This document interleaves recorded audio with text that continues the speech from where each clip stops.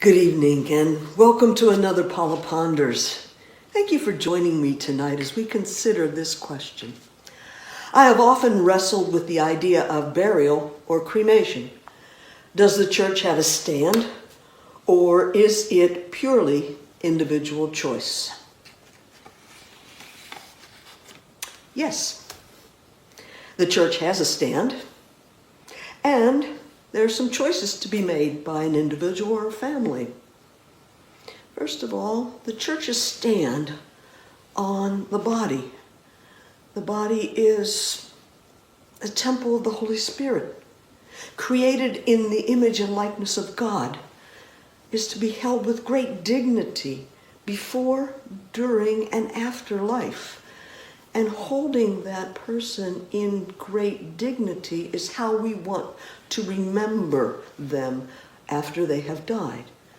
And so when we take a look at our burial rituals, I think we have to consider a few things. First of all, there's some expectations in this country about funerals that are changing over the years. My parents' expectation about a funeral was that the body would be embalmed, put in a casket, prayers would be said at a vigil in the funeral home the night before. The service would be the next morning after some farewell prayers were said. People would follow the hearse to the church after the service, again to follow the hearse to the cemetery, and a luncheon. Oh, that can be very expensive, thousands of dollars. And folks don't have that these days. And yet it can be a very dignified way of honoring someone who has died. But there are other things that have been creeping into our culture of funerals. Just last year, we discovered some irregularities in a funeral home that was shut down because they had not followed state laws. I believe cremains were found in the attic of babies, if I remember correctly.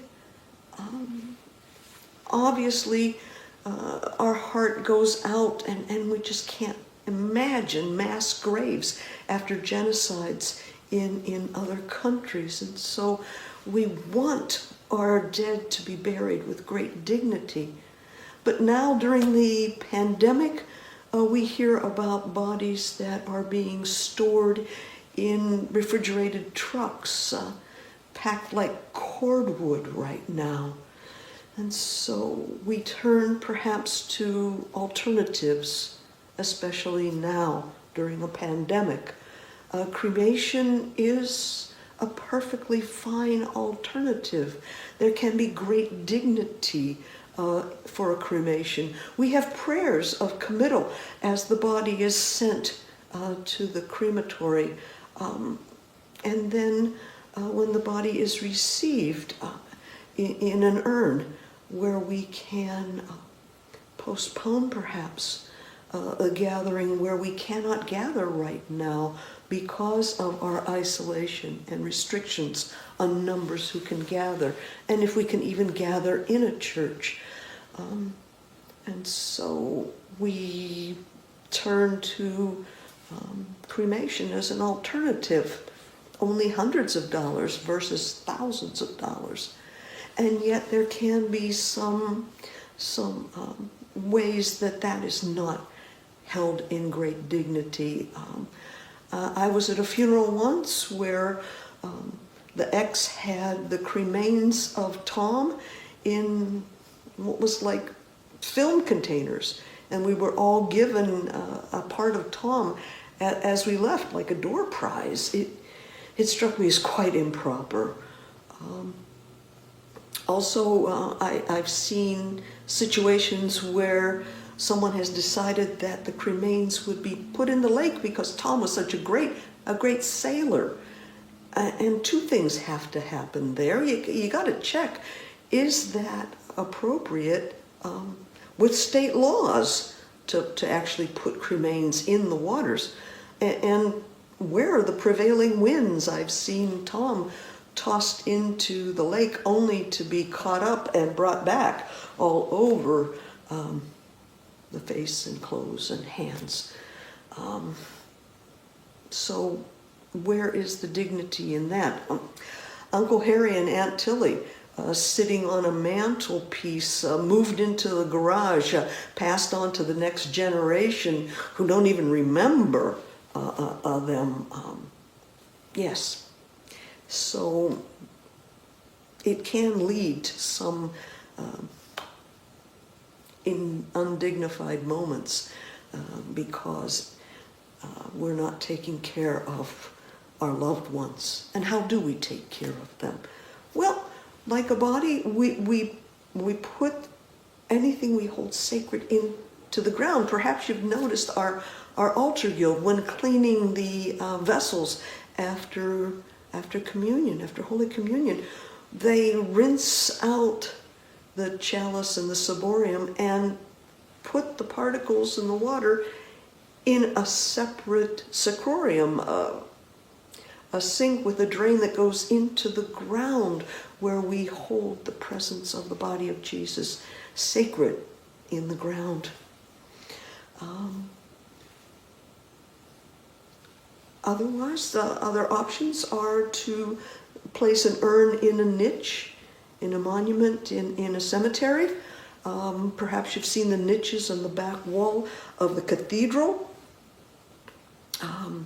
Also, in Grace Church, Southgate, they have niches so that the urns can be placed there. And in a way, I think it's a great way of recalling how we are surrounded by the communion of saints when we gather in our prayers.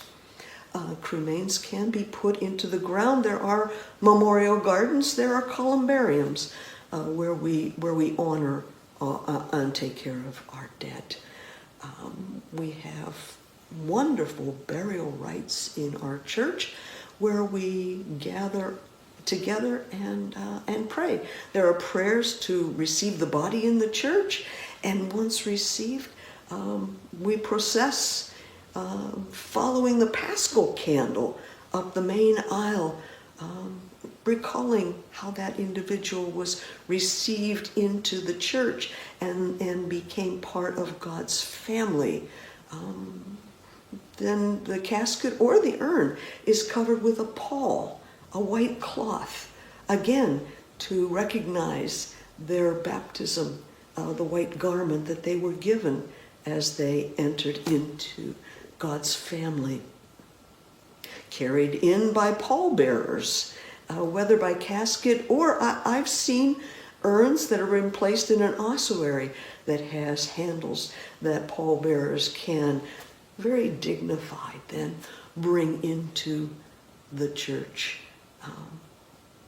So we have great prayers and we have great ways of gathering as a community to recognize our dead. So yes, the church has a stand. And yes, you have